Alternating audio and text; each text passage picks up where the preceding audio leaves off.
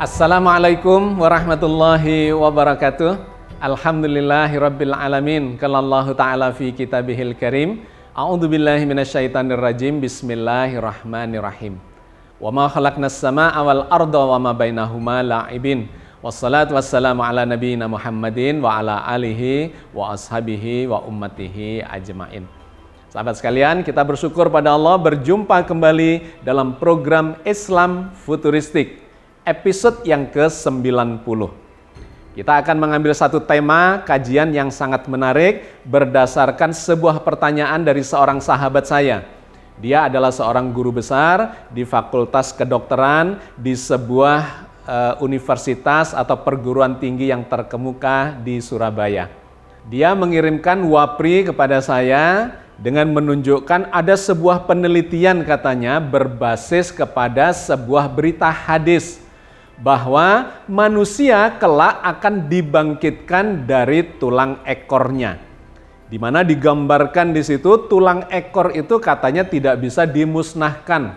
Sudah dihancurkan, ditumbuk, dipanaskan, dan dibakar dengan suhu yang sangat tinggi. Katanya menurut penelitian yang dia kutipkan itu tidak bisa dihancurkan.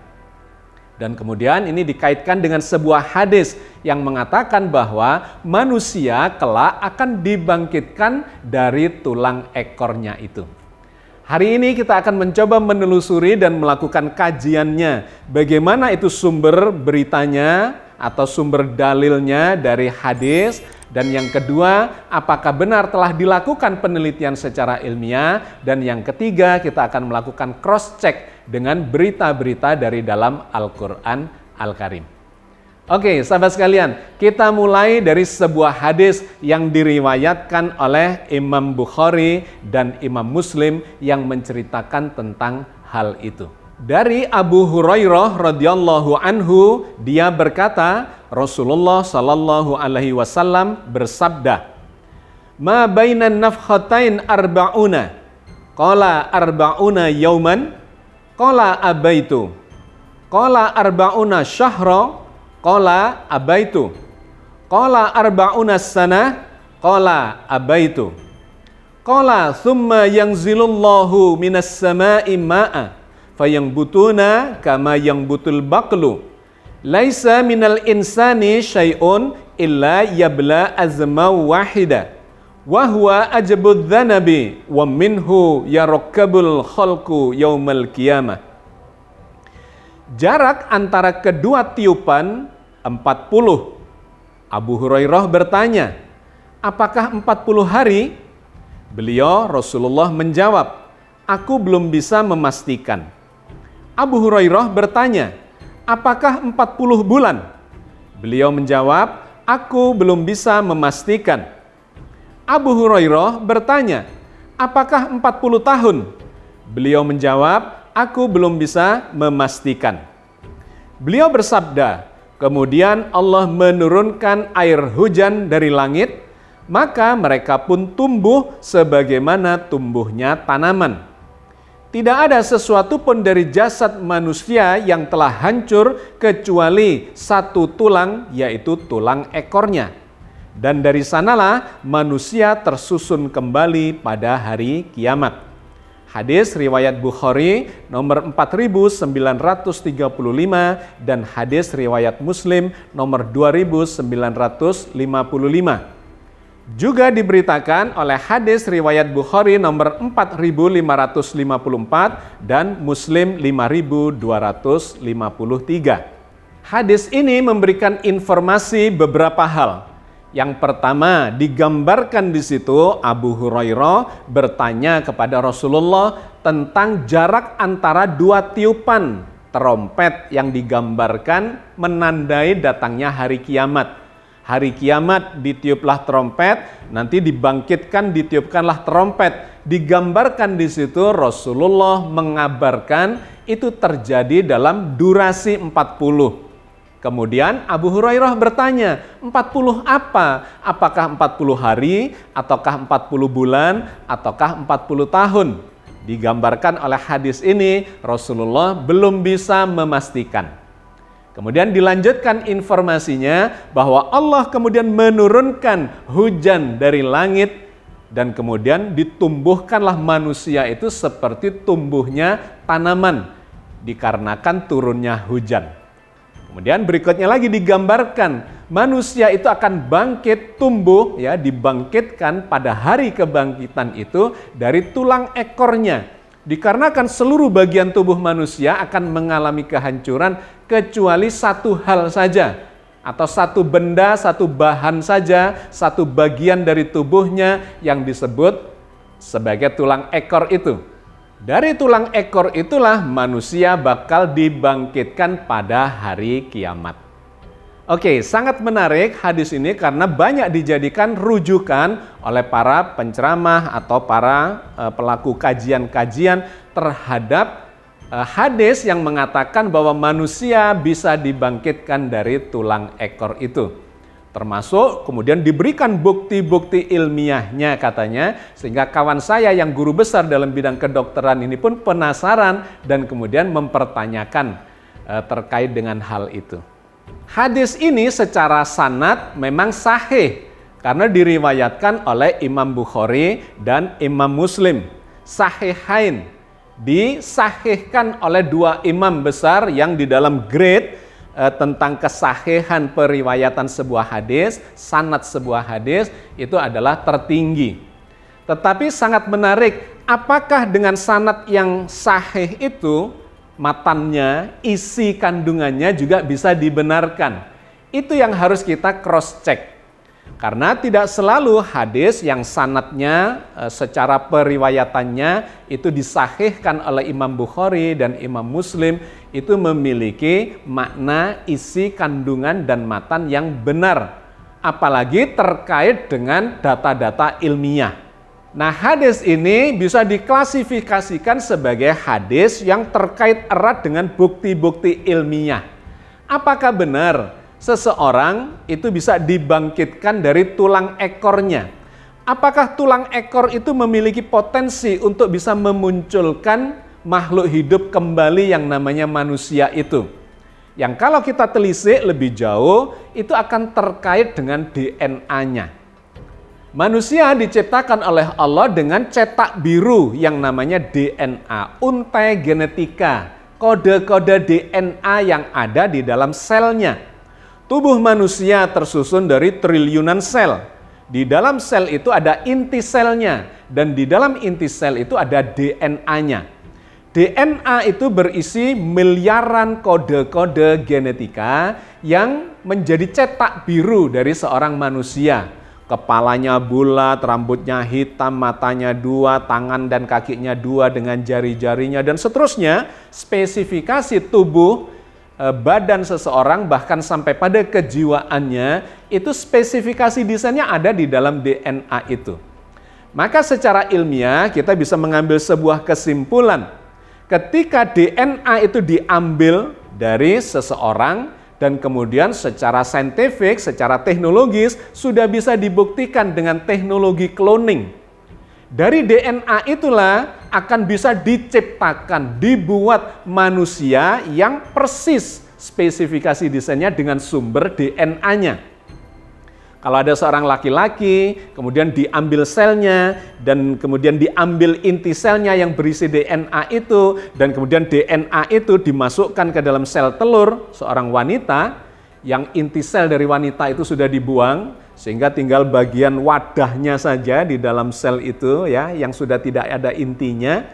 Nah, maka inti sel yang berisi DNA dari sumber cloning itu akan bisa bertumbuh ketika dimasukkan ke dalam rahim dan kemudian menjadi embrio, menjadi janin, terlahirlah sebagai manusia yang persis dengan sumber cloningnya. Jadi secara ilmiah bisa dipertanggungjawabkan. Ketika DNA itu masih ada, maka DNA itu bisa dijadikan cetak biru untuk membangkitkan, menciptakan manusia kembali persis seperti aslinya.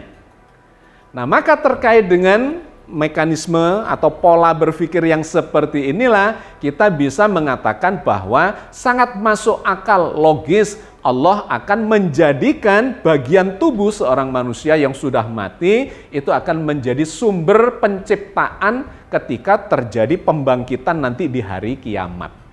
Yang menjadi pertanyaan berikutnya adalah, apakah DNA itu hanya berada di tulang ekor? Maka kita bisa melihat atau membaca dalam banyak literatur, ternyata sumber DNA itu ada mulai dari ujung rambut sampai ujung kaki dari seorang manusia. Kalau ada seseorang mengalami kematian atau setidak-tidaknya mau meneliti, mencoba memahami DNA-nya, itu sampelnya bisa diambil dari rambutnya, ya, di ujung rambutnya atau akar rambutnya yang biasa dijadikan sebagai sumber DNA itu, atau air liurnya, atau darahnya, atau kulitnya, bahkan sampai spermanya, dan kemudian tulang-tulangnya, giginya, hampir seluruh bagian tubuh manusia itu bisa dijadikan sebagai sumber dari DNA seseorang. Jadi tidak hanya berada di tulang ekor. Nah, pertanyaan berikutnya adalah, apakah benar hanya tulang ekor itu yang bisa bertahan ketika seseorang sudah mengalami kematian dan kemudian dikuburkan, ditanam di dalam tanah, terurai tubuhnya itu? Di dalam data ilmiah maka memang bagian-bagian yang lunak, apalagi cairan, itu akan mengalami kerusakan, lebih cepat rusak. Cairan-cairan tubuh seperti air liur, seperti darah misalnya, atau enzim-enzim ya dari kelenjar-kelenjar tubuh seseorang itu akan cepat mengalami kerusakan. Satu. Yang kedua adalah jaringan-jaringan lunak. Misalnya akar rambut atau kulit atau daging atau otot atau bagian-bagian lain yang berupa jaringan lunak dari tubuh seseorang itu akan cepat mengalami kehancuran.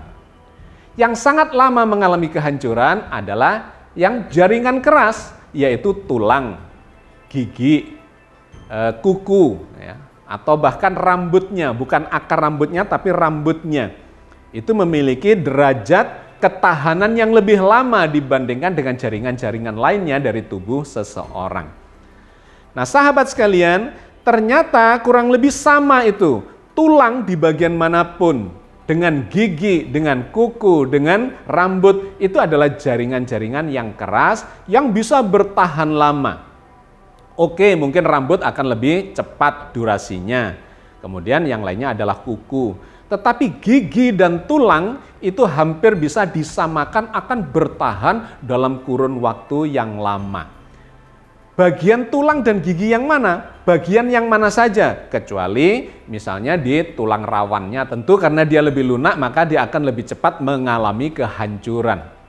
Tetapi ternyata tidak hanya tulang ekor yang akan bisa bertahan dalam kurun waktu yang panjang, melainkan bagian-bagian tulang yang lain di bagian tulang punggung itu juga akan mengalami daya tahan yang cukup lama, bisa ratusan, bisa ribuan tahun atau lebih dari itu.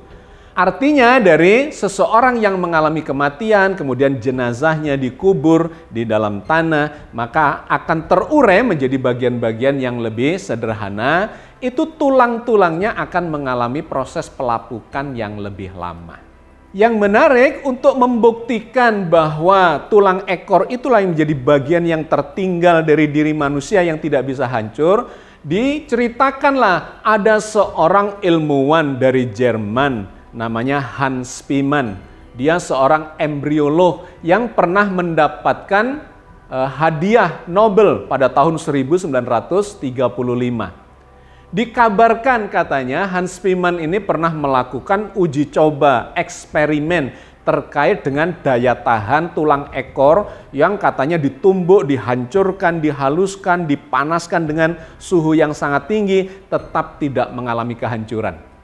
Lebih lanjut digambarkan Hans Spemann yang embriolog ini, seorang dokter yang spesialisasinya adalah di bidang embriologi. Nah, ternyata katanya cerita itu, dia mencoba mencangkokkan bagian dari tulang ekor yang sudah dihancurkan, dipanaskan itu ke dalam rahim seorang perempuan yang sedang hamil.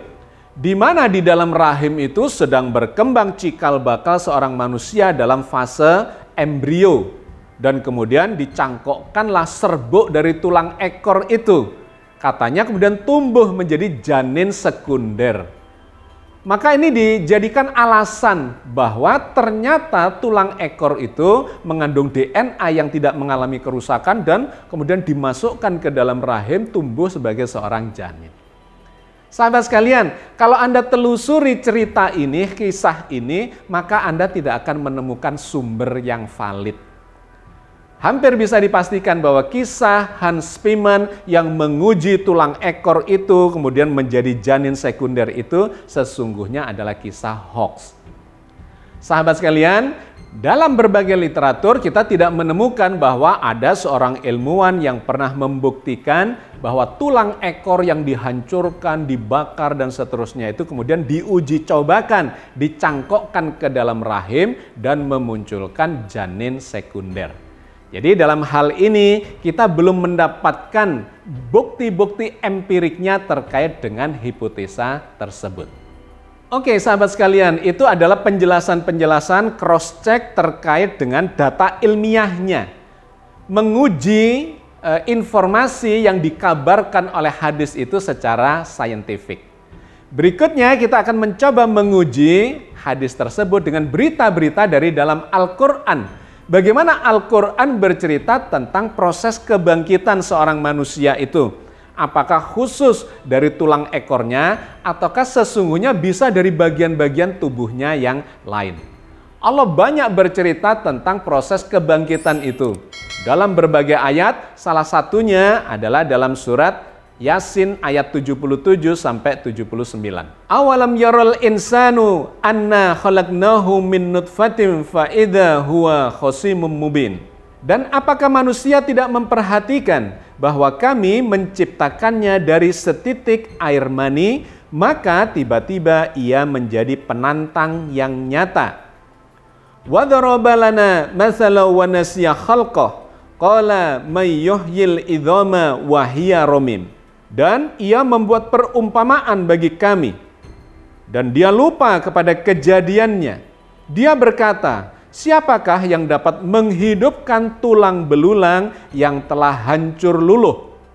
Qul yuhyihalladzi ansha'aha awwala marrah wa huwa bikulli khalqin alim. Katakanlah, dia akan dihidupkan oleh Tuhan yang menciptakannya kali yang pertama. Dan dia maha mengetahui tentang segala makhluk.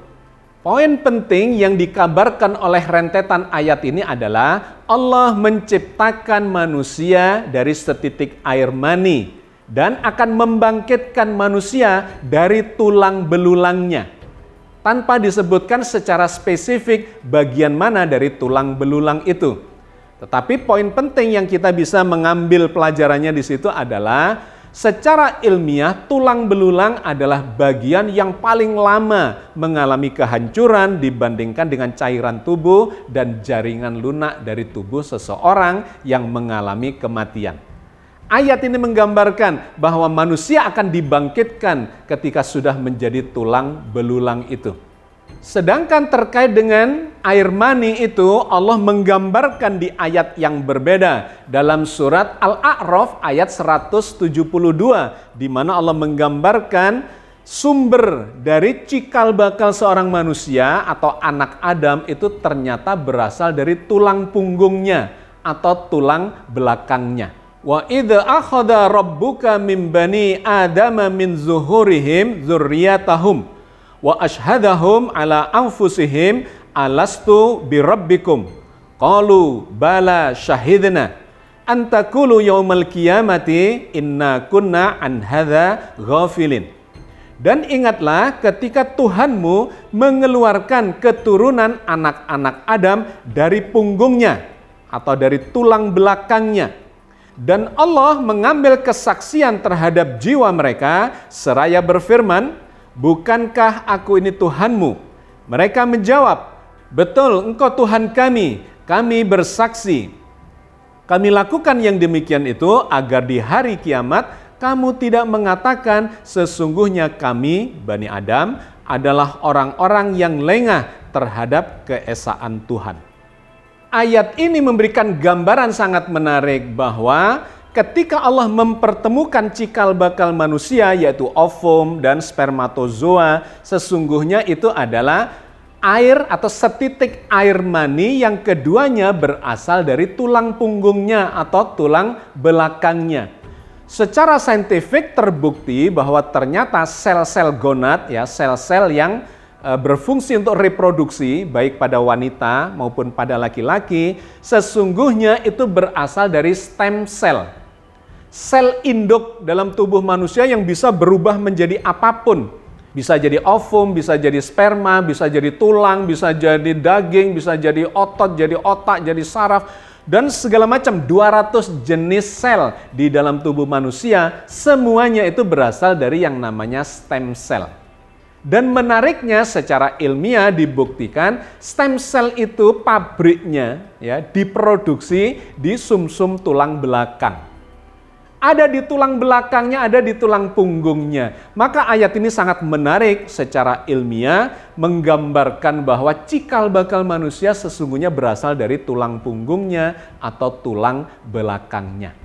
Jadi sahabat sekalian, kalau kita kaitkan ayat dengan ayat, kita mendapatkan gambaran baik saat penciptaan maupun saat pembangkitan nanti, peran pentingnya itu ada pada tulang. Tulang yang mana?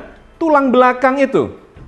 Tulang punggungnya dari ujung atas sampai ujung bawah, mana bagian yang tidak rusak oleh pelapukan terkait dengan misalnya dikuburkan di dalam tanah, atau dihancurkan secara mekanik, atau dipanaskan dan seterusnya, selalu ada yang tersisa, entah di tulangnya, entah di giginya, karena gigi itu adalah bagian dari bentuk tulang atau jenis tulang. Apapun, bagian manapun yang tersisa, maka di sana akan mengandung DNA seorang manusia itu, dan itu akan menjadi cikal bakal untuk menjadi bahan dibangkitkannya kembali tubuh seseorang yang sudah mengalami kematian itu. Dalam surat Al-Isra ayat 49 Allah menceritakan bahwa Allah akan membangkitkan manusia dari tulang belulangnya. Bagian manapun dari tulang belulang itu, di mana di sana terkandung DNA, maka itu akan menjadi sumber pembangkitan yang 100% persis sama dengan pemilik tubuh itu. Wa qalu a idza kunna idzama wa rufatan a inna lamab'utsuna khalqan jadida. Dan mereka berkata, apakah bila kami telah menjadi tulang belulang dan benda-benda yang hancur, apakah benar-benar kami akan dibangkitkan kembali sebagai makhluk yang baru? Keraguan mereka dijawab oleh Allah di surat yang berbeda, dalam surat Al-Qiyamah ayat 3 dan 4. Ayahsabul insanu allan najma'a idhamah bala qadirina ala an nusawwiya banana. Apakah manusia mengira bahwa kami tidak akan mengumpulkan kembali tulang belulangnya? Bukan demikian, sebenarnya kami berkuasa menyusun kembali jari jemarinya dengan sempurna. Jadi bagian tulang manapun yang hancur bahkan dari jari jemarinya, Allah akan mengambil sumber DNA-nya itu karena itu adalah rekaman, catatan takdir dari Allah kepada seorang manusia sebagai makhluk ciptaannya, di mana di situ ada 100% spesifikasi desainnya. Sehingga tidak hilang itu dan kemudian dijadikan cetak biru untuk membangkitkan kembali seorang manusia di hari kiamat nanti. Ya, Allah akan membangkitkan manusia itu di hari kiamat. Kita sudah pernah membahas tentang hari kiamat itu, di mana hukum alamnya ini diperjalankan secara terbalik oleh Allah, dikarenakan jagat raya yang sekarang sedang mengembang ini, nanti di hari kiamat itu akan digulung kembali oleh Allah. Allah menggulung alam semesta, langit yang 7 itu, seperti menggulung lembaran-lembaran kertas. Apa yang terjadi? Maka hukum alamnya akan berjalan terbalik. Kita sudah pernah membahas ini secara mendetail, silahkan dilihat kembali, disimak kembali tema yang terkait dengan hari kebangkitan itu. Poin penting yang ingin saya sampaikan adalah ketika jagat raya digulung kembali oleh Allah, maka hukum alamnya akan berjalan terbalik. yang sekarang ini di dunia mengalami kematian, semua yang hidup mengalami kematian, semua yang baik mengalami kerusakan dan kehancuran, maka ketika hukum alam itu diperjalankan secara terbalik, semuanya akan berbalik prosesnya. Yang mati justru akan menjadi hidup kembali. Yang rusak, yang hancur itu akan menjadi utuh kembali dan seterusnya. Karena itu Allah kemudian berfirman di dalam Al-Quran bahwa Allah itu akan membangkitkan manusia ini secara serentak. Secara serentak seakan-akan menghidupkan satu diri saja dengan cara membalik hukum alam itu kemudian menjadi bangkit semua, hidup kembali semua yang sudah mengalami kematian itu. Allah berfirman di dalam surat Luqman ayat 28. Ma khalqukum wala ba'tsukum illa kanafsin wahidah. Innallaha sami'un basir. Tidaklah Allah menciptakan dan membangkitkan kamu dari dalam kubur itu, melainkan hanyalah seperti menciptakan dan membangkitkan satu diri saja. Sesungguhnya Allah Maha mendengar lagi Maha melihat. Oke sahabat sekalian, saya kira kita cukupkan kajian kita sampai di sini. Mari kita simpulkan. Apa kesimpulan dari kajian kita hari ini? Yang pertama, bahwa ada hadis yang menceritakan tentang tulang ekor yang tidak bisa musnah, dan kemudian dari tulang ekor itulah akan dibangkitkan manusia pada hari kiamat nanti. Apakah itu mungkin terjadi? Itu mungkin terjadi karena sesungguhnya bukan hanya tulang ekor, melainkan semua bagian tulang tubuh manusia yang tidak mengalami kehancuran itu akan bisa menjadi cikal bakal proses pembangkitan manusia di hari kiamat nanti. Poin yang kedua, ada yang mengatakan bahwa hal itu telah dibuktikan secara ilmiah dari tulang ekor yang tidak bisa dimusnahkan meskipun dihancurkan, dipanaskan, dan seterusnya. Ternyata cerita tentang Hans Spemann yang melakukan eksperimen itu sesungguhnya adalah cerita hoax. Dan yang ketiga, Al-Quran yang memberikan kesimpulan yang sangat gamblang, yang sangat jelas dan eksplisit bahwa sesungguhnya Allah akan membangkitkan manusia dari tulang belulang bagian yang manapun. Tulang belakangnya iya, tulang ekor iya, tulang jari-jari iya, dan tulang bagian manapun yang memang masih bisa bertahan, tidak termusnahkan oleh proses waktu, itu akan bisa dijadikan sebagai bahan untuk membangkitkan kembali manusia di hari kiamat nanti. Dikarenakan di dalamnya itu masih tersimpan DNA, cetak biru penciptaannya. Bahkan pada jenazah yang dibakar sekalipun menjadi abu. Lantas ada yang bertanya, ketika sudah menjadi abu kan tidak ada yang tersisa dari bagian tubuhnya. Iya, ketika dibakar itu. Tetapi sejarah hidupnya ketika mulai masih kecil ya sampai dengan sebelum dia meninggal, dia pasti pernah meninggalkan bagian tubuhnya. Entah giginya pada saat kecil yang tanggal, entah rambutnya, entah tulangnya dan sebagainya yang terserak di bumi ini, di permukaan bumi, di tempat dia mengalami sejarah kehidupannya itu. Oke, hari ini kita sudah mendapatkan hikmah yang sangat menarik dari dalam Al-Quran ketika melakukan kajian hadis, sains, dan Al-Quran itu. Mudah-mudahan ini menjadi bagian dari proses kita untuk memahami petunjuk Allah yang luar biasa ini dan menjadi bagian dari proses peningkatan keimanan dan ketakwaan kita untuk terus mendekatkan diri kepada Allah Azza wa Jalla. Assalamualaikum warahmatullahi wabarakatuh.